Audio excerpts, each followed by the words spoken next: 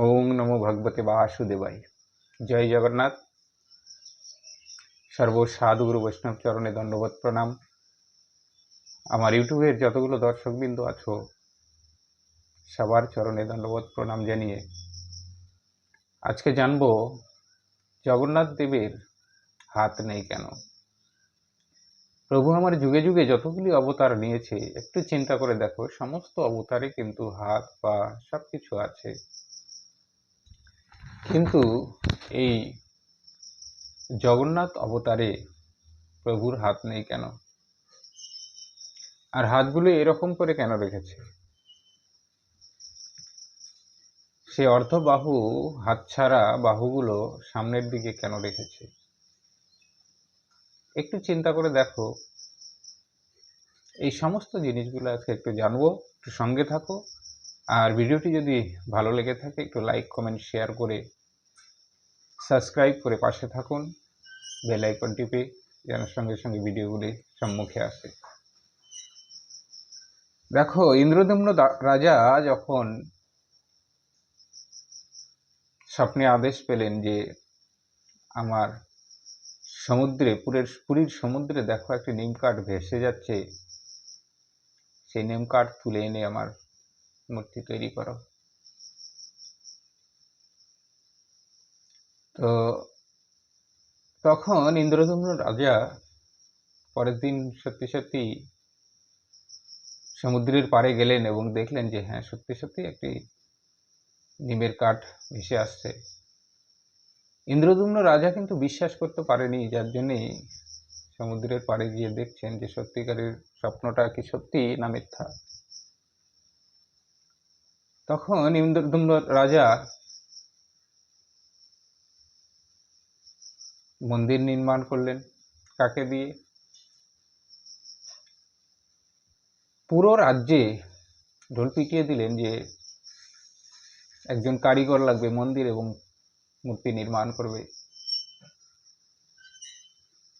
গোবিন্দের ইচ্ছায় তখন বিশ্বকর্মা, গোবিন্দের ইচ্ছায় ঈশ্বর পরম কৃষ্ণ সচ্চিদানন্দ বিগ্রহ অনাদিরাদি গোবিন্দ সর্বকারণ কারণম।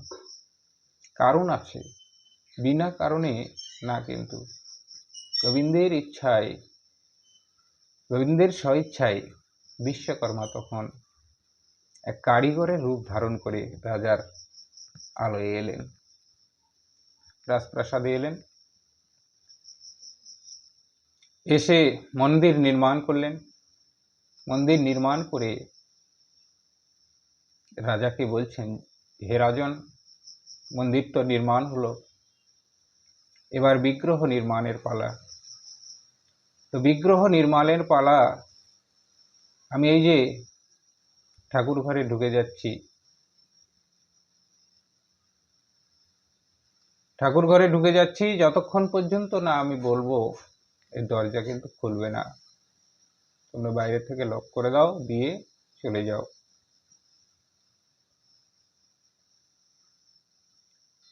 এই শর্তে যদি তুমি রাজি হও তাহলে আমি তোমার এই ভগবানের মূর্তি আমি তৈরি করে দিতে পারি।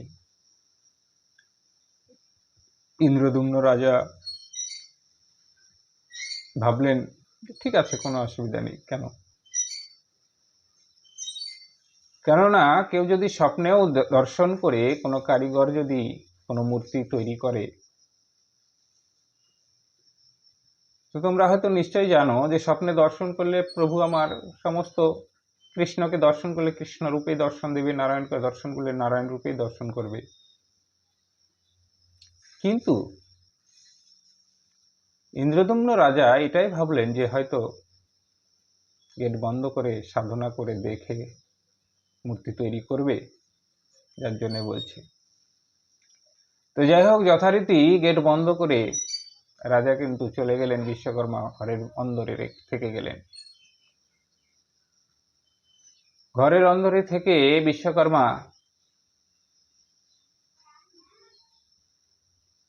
মূর্তি তৈরি করছেন। প্রতিদিন রাজা বাইরে থেকে এসে গেটে এসে দেখে, শোনে, দেখতে তো পায় না, শুনতে পায় খটখট খটখট করে আওয়াজ হচ্ছে ভেতরে। একটা কাঠ কেটে মূর্তি বানালে নিশ্চয়ই সেই মূর্তি থেকে আওয়াজ হবে। তো সেই আওয়াজ হচ্ছে, খটখট খটখট করে আওয়াজ হচ্ছে, আওয়াজ শুনছে, শুনে টুনে চলে যায়।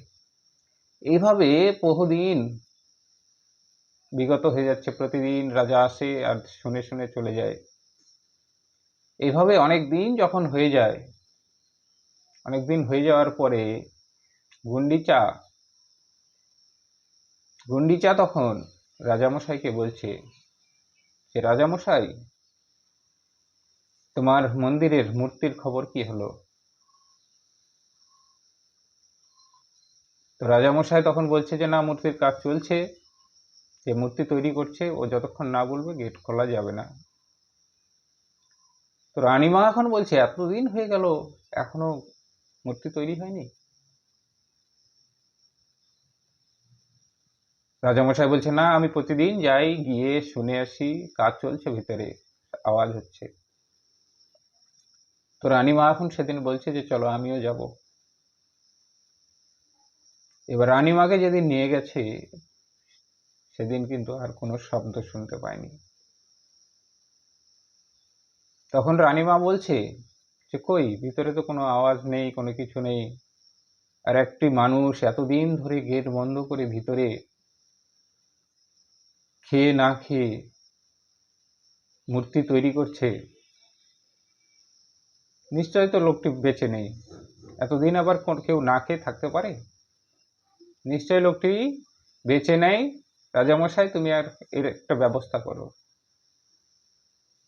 জানোই তো, বাড়ির গিন্নি যদি চাপ দেয়, সে কাজ কিন্তু না হয়ে থাকে না। তখন রাজামশাই কি করলেন? গেট ভেঙে দিলেন। এবার গেট ভেঙে যখনই ঢুকলেন, দেখছেন প্রভুর সবেমাত্র শরীরটা হয়েছে, চোখের শেপ এখনো দেওয়া হয়নি, গোল গোল চোখ হয়েছে, হাত বাহুগুলো হয়েছে, হাত লাগানো হয়নি, হাতের কাজ হয়নি, পায়ের কাজ হয়নি, কোনো কিছুই হয়নি। ভিতরে দেখছে সেই কারিগর বসে আছে। কারিগর তখন বলছে, রাজামশাই কি করলেন? আমি বলেছিলাম যে যতক্ষণ না বলবো ততক্ষণ গেট খুলবেন না। আজকে তুমি গেটটা খুলে দিয়েছো, আমি কিন্তু আর এই মূর্তি বানাতে পারবো না। তখন বিশ্বকর্মা সে নিজ মূর্তি ধারণ করলেন। বিশ্বকর্মা নিজের মূর্তি ধারণ করলেন, রাজা এবং রানীকে দর্শন দিলেন, আর বললেন যে, গোবিন্দের আদেশে আমি এই মূর্তি তৈরি করতে এসেছিলাম, কিন্তু ধ্যানযোগে জেনে জেনে একটি করে অঙ্গ, জেনে জেনে একটি করে অঙ্গ প্রভু দর্শন দেয়, আমি বানাই, আর তুমি গেটটা খুলে দিয়েছো, আর তো হবে না। তাই তখন থেকে ওই জগন্নাথের মূর্তি কিন্তু এরকমই থেকে গেছে। এর একটি অভ্যন্তরীণ কারণ আছে, আধ্যাত্মিক কারণ আছে, সেটা একটু জেনে নাও। এটা তো গেল বহিরঙ্গ, বহির কারণ। একটা অন্তরঙ্গ কারণ আছে, যে কারণে প্রভুর হাত নেই। জগন্নাথ, গৌরহরি আমার যখন জগন্নাথ রূপে অবতার নেবেন, তখন ভেবে নিয়েছিলেন যেন যুগে যুগে, দেখো, যুগে যুগে, প্রতিটি যুগে কিন্তু ভগবান হাত আছে, পা আছে, সমস্ত আছে, নিজের কর্ম নিজে করে। গোবিন্দকে সেবা দিলে, আমরা যখন সেবা দিই, হে প্রভু তুমি সেবা নাও, কিন্তু জগন্নাথ একমাত্র, তিনি চান না যে নিজের হাতে সেবা নিতে। তিনি ভক্ত অনুরাগী, ভক্তের হাতে সেবা নিবে, ভক্তের দ্বারাই চলবে, এই আশাতেই কিন্তু জগন্নাথ প্রভু আমার হাত নেই, পা নেই। কেননা শাস্ত্রে তোমরা শুনেছ, গোবিন্দ বলেছিলেন ভক্ত আমার মাতা পিতা, ভক্ত আমার গুরু, ভক্ত আমার নাম রেখেছে বাঞ্ছা কল্পতরু। ভক্ত যেদিন প্রসাদ দেয় সেদিন আমি প্রসাদ পাই, ভক্ত না দিলে উপবাসে যাই। তো ভক্ত এই ভক্তের হাতে সেবা নেবে। দেখো, বাড়িতে কেউ যদি হাত না থাকে, সে কি নিজে তুলে খেতে পারে? তাকে তুলে তুলে খাওয়াতে হয়। তো জগন্নাথ প্রভুর যদি হাত নেই, তো বুঝো প্রতিদিন ভক্তের হাতে সেবা নিবে জন্যই প্রভুর হাত নেই। আর একটা জিনিস কি, চোখগুলো বড় বড় কেন? এই জগতের মানুষের কল্যাণের জন্য, জগতের মানুষের উদ্ধারের জন্য প্রভু আমার চোখগুলো বড় বড় রেখেছেন, আর হাতগুলো সামনের দিকে বাড়িয়ে রেখেছেন। দেখবেন বাহুগুলো সামনের দিকে বাড়ানো আছে। হে জগৎবাসী, হে প্রাণীগণ, মনুষ্যগণ, তোমরা এসো, একবার আমার কাছে এসো। এই ভক্তের দেওয়া প্রসাদ আমি সেবা পাই, সেই প্রসাদের এক বিন্দু তোমরা সেবা করো।